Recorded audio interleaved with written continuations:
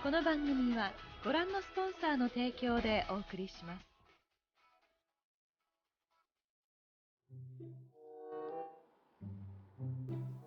Bon, allez, hein. Je sais pas. Bon, c'est que ton avis. Mets-toi à ma place aussi, ça fait tellement longtemps. J'ai peur de plus autant t'apprécier qu'avant et de voir que des défauts. Quoi, qu'est-ce qu'il y a? Tu me fais confiance, c'est ça? Non, c'est pas ça. C'est juste que j'ai pas envie de gâcher les bons souvenirs. Bon, qu'est-ce qu'il faut pas attendre, hein? T'as un display de moi qui est accroché au mur comme une espèce de gros weeb, tu utilises le nom de ma série en référence pour ton pseudo depuis plus de 20 ans, et t'as peur de plus m'apprécier? Eh bon, ok, t'as gagné. Bon, et du coup, c'est qui, là? Bah, lui, là.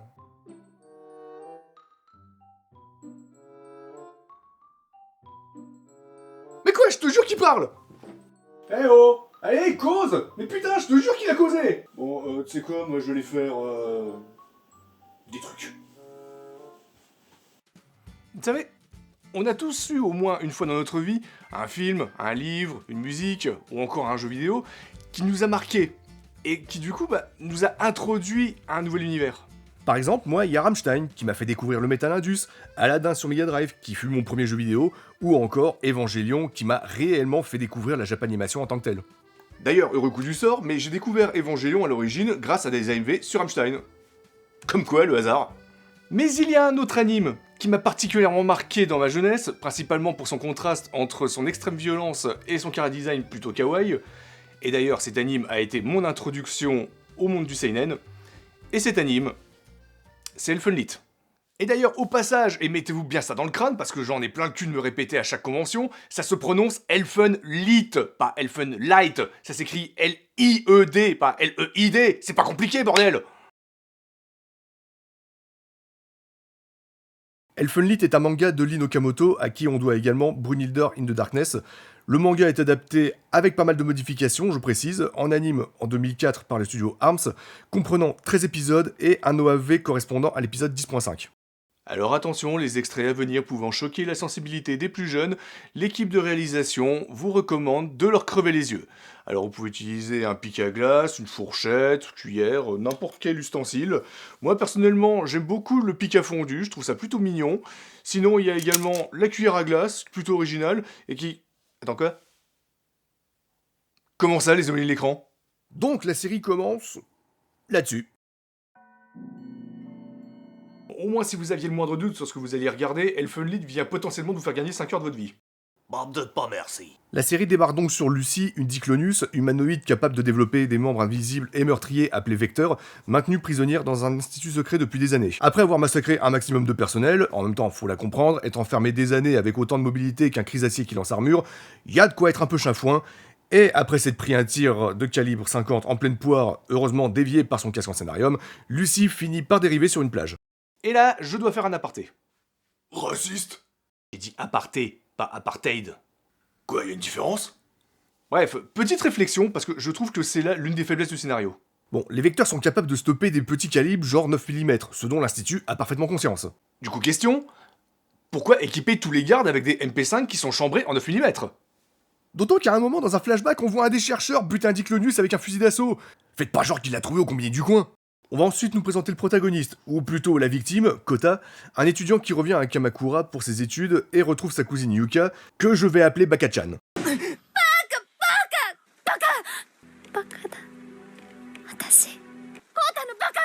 Et qui, soit dit en passant, rêve de fonder une famille façon Nord-Pas-de-Calais avec son cousin.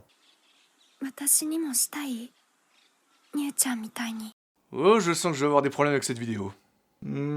Probablement, mais comme ça concerne que des blancs, vous devriez vous en sortir qu'avec quelques messages haineux. Et après une petite balade nostalgie, les deux étudiants découvrent avec stupeur que la plage est devenue naturiste en y trouvant Lucy nue comme un verre, ou plutôt devrais-je dire new, puisqu'elle ne parvient plus qu'à répéter cette onomatopée. Et bien sûr, comme souvent dans ce genre de récit, si le personnage répète 3 fois d'affilée le même mot, eh bien ça devient son nom officiel. Et heureusement qu'on fait pas ça en vrai. Alors, le jeune papa a décidé du prénom de son petit bout de chou. On va l'appeler... Ouin Ouin. Et allez, encore un de plus. Oh oui, encore! C'est l'heure de son biberon à bagueux. Ah, et il faudra aussi changer la couche de Capoué. Allez, elle aussi, elle change de nom comme de chemise. À la vue de la jeune fille manifestement perdue et blessée, Kota Yuka décide de l'emmener chez lui. Et ben voilà, des gens avec le sens des priorités. Putain, ça change. Et tu vois aucun souci à emmener une fille blessée, amnésique et à poil chez toi? Bah non. Ok, c'était pour savoir. Avec le 17 police secours. Malheureusement, l'Institut est à la poursuite de Lucy, car elle a la particularité d'être la seule Diclonius à pouvoir se reproduire de façon naturelle, clé dans le plan du directeur Kakuzawa qui cherche à grand remplacer l'humanité. Vous savez, le grand remplacement touche toute la France. On va alors progressivement découvrir de nouveaux personnages, comme Bando, membre des forces spéciales assoiffées de sang, Nana, un Diclonius sain d'esprit malgré les expériences atroces qu'elle a subies, et accessoirement fille de substitution du directeur, et bien d'autres. Au cours de la série, on va en apprendre plus sur le passé tragique des différents personnages, que je trouve au passage parfaitement retranscrit dans son thème quasi légendaire qu'est l'hélium, mais on reparlera musique un petit peu plus tard. Alors, Elfenlied est une série culte, mais qui a aussi fait énormément polémique à l'époque. Déjà par sa violence visuelle. J'ai fait quelques recherches, et avant 2004, il y avait très peu d'animes qui faisaient preuve d'une telle propension de démembrement, décapitation et autres mutilations. Les rares exceptions étant Hokuto no Ken et les OAV qu'on a eu dans la collection vidéo manga comme Genocyber. Autant de gore gratuit dans un anime diffusé à la télé de surcroît, c'était encore assez rare à l'époque. Alors que maintenant, quand on voit les shonen comme Jujutsu Kaisen ou Chainsaw Man, on voit que le niveau de trash a clairement passé un cap. Probablement parce que le genre du shonen a évolué en parallèle de son public de la première heure. Mais ça, c'est un autre débat. Mais au-delà du gore, il y a surtout la violence psychologique. Et là, autant dire que l'auteur n'y va clairement pas avec le dos de la cuillère. D'ailleurs, petite anecdote, mais dans les années 2010, le CSA, le Comité de sécurité audiovisuelle, aujourd'hui appelé l'ARCOM, a diffusé une campagne de sensibilisation à la violence des images pour la protection de la jeunesse, et dans ce spot, on peut y voir une miniature tirée de Elfenlied. Voilà, ça sert strictement à rien, mais j'étais super fier de l'avoir remarqué. Donc concrètement, on a de la torture, de la maltraitance animale, des expérimentations humaines, des tentatives de viol, du meurtre d'enfants dont un particulièrement satisfaisant. Bon alors autant la consanguinité ça pouvait passer, autant le meurtre d'enfants, là je vais vraiment avoir du mal à justifier ça devant le juge. De la pédophilie ou encore de la tentative de suicide. De quoi faire passer un excellent moment à nos chères petites têtes blondes, parce que c'est bien connu, les dessins animés, c'est pour les enfants. Alors Billy, il t'a plu ton dessin animé, j'espère? Non Billy, tu sais ce que j'ai déjà dit, le couteau c'est dans les steaks, c'est pas dans le jugulaire à papy. Combien de fois je dois te le dire? Alors, beaucoup y voient de la violence gratuite et vulgaire, et même si je peux comprendre ce point de vue, d'ailleurs, moi-même je l'ai partagé sur quelques scènes en particulier, c'est justement cette violence qui sert la narration.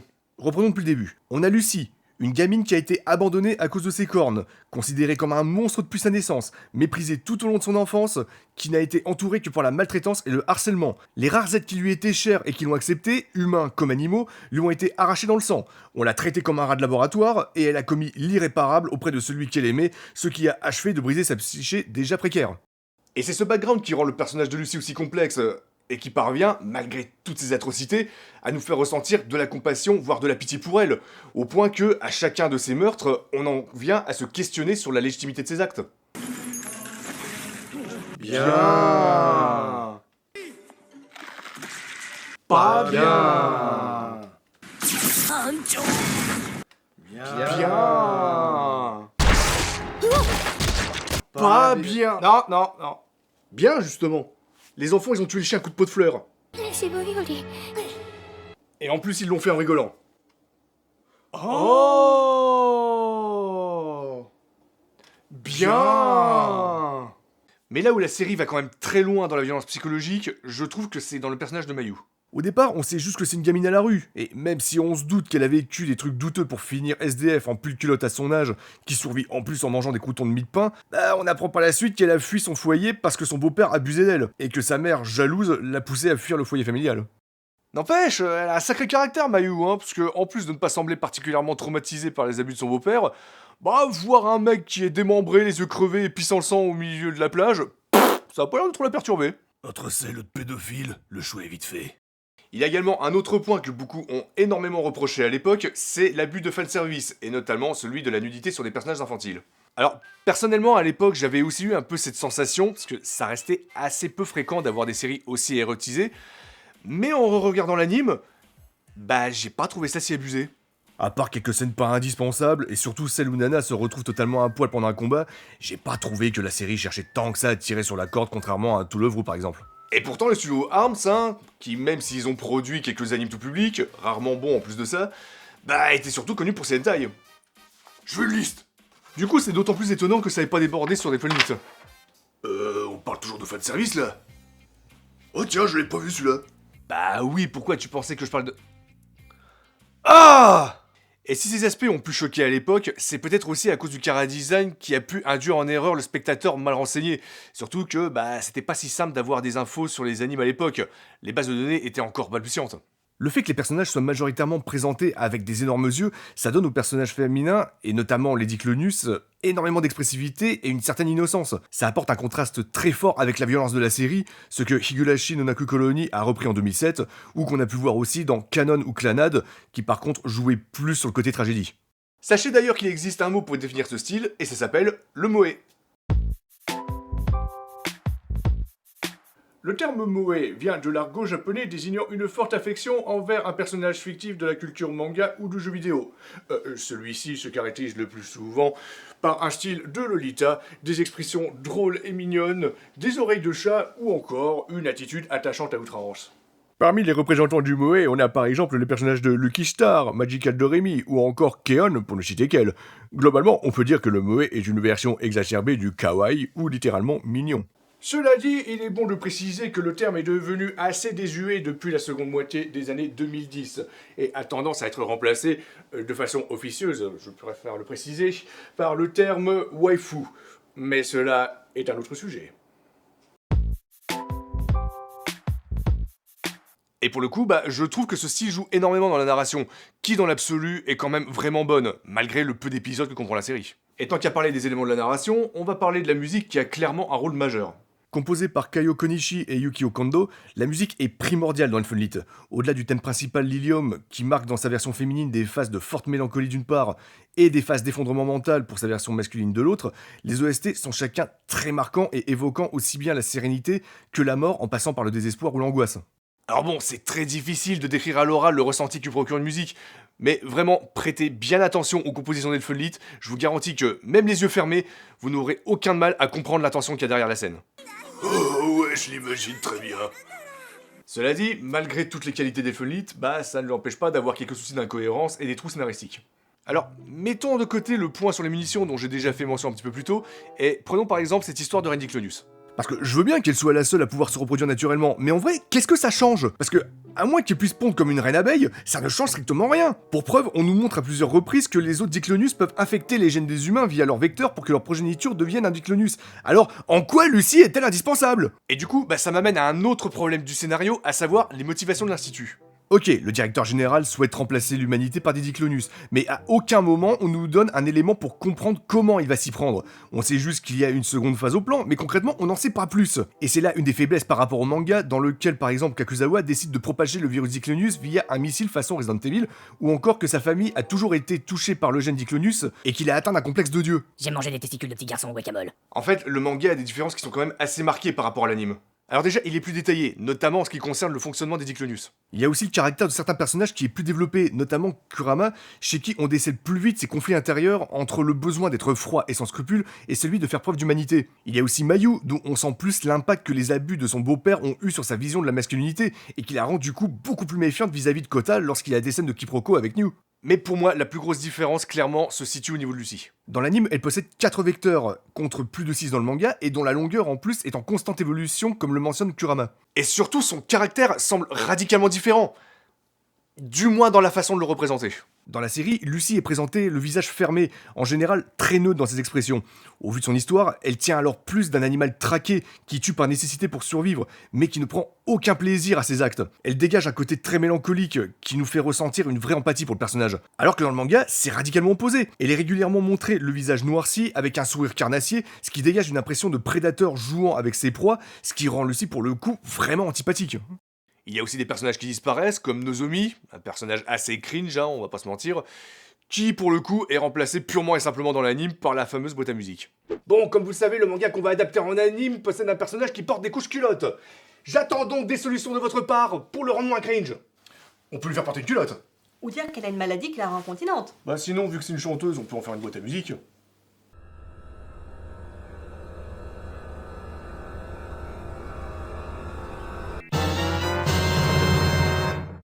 Et pour finir sur le manga, la fin est très différente en raison de l'avancée de l'anime. Du coup, la version d'origine va beaucoup plus loin que la confrontation entre Lucy et l'Institut au milieu de la route. Mais honnêtement, l'anime est très satisfaisant malgré sa fin ouverte et surtout libre interprétation. Et au passage, je vous conseille vivement de regarder l'OAV entre les épisodes 10 et 11, car il apporte beaucoup d'éléments, notamment sur pourquoi Lucy a décidé de laisser Kurama en vie dans l'épisode 1, ce qu'elle est devenue après l'incident du festival, ou comment elle a été capturée par l'Institut.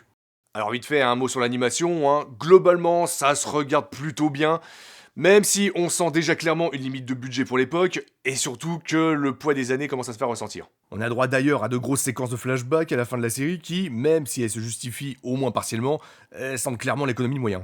Et vraiment, je croise les doigts pour qu'un jour on ait un remake qui soit plus fidèle au manga, et surtout avec des moyens suffisants. Idéalement, une animation à la Violet Evergarden serait parfaite, car la série étant aussi bien axée sur des phases d'action que sur des phases de contemplation, je trouve qu'un travail proche de celui de la série de Kyoto Animation, ou même du remake de Spice Wolf, permettrait vraiment de sublimer Elfenlied. Parce que Elfenlied est, même après toutes ces années, et ses quelques défauts, faut l'avouer, un vrai chef-d'œuvre qui offre une grosse décharge émotionnelle, et qui en plus de nous interroger sur notre rapport à la violence, nous interroge sur qu'est-ce qui nous définit en tant qu'humains, et qu'est-ce qu'un monstre. Parce que Elfenlied, au travers de sa violence, nous dépeint un portrait qui est assez peu flatteur et surtout très paradoxal de notre espèce. À de multiples reprises, les Diclonius sont considérés au mieux comme des animaux, or ces derniers, comme pour répondre à un effet Pygmalion, finissent par se comporter comme tels, des bêtes féroces ne répondant qu'à l'instinct de survie, tuant pour ne pas être tués. Alors qu'en parallèle, les humains, eux, méprisent ouvertement jusqu'à leur propre progéniture, tuent par simple plaisir et font souffrir les leurs par plaisir malsain. Alors certains diront que ces allusions manquent de subtilité, qu'elles sont caricaturales, mais au fond, est-ce que ça les rend fausses pour autant ?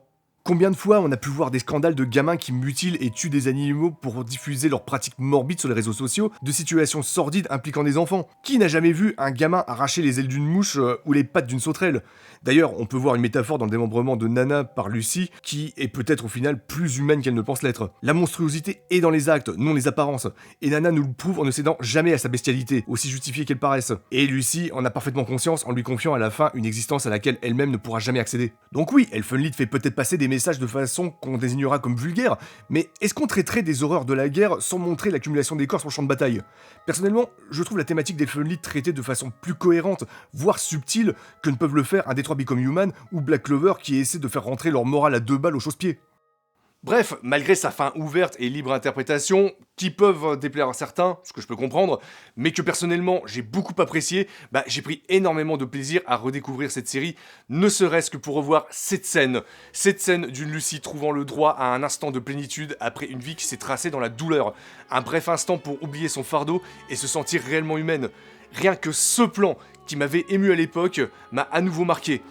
Et rien que pour tout ce qui amène à cette scène, Elfenlied est un anime qui certes peut choquer, mais est à regarder au moins une fois. Que l'on soit un gros consommateur d'animation ou amateur de récits poignants, Elfenlied est selon moi et restera un chef-d'œuvre ainsi qu'une référence du genre.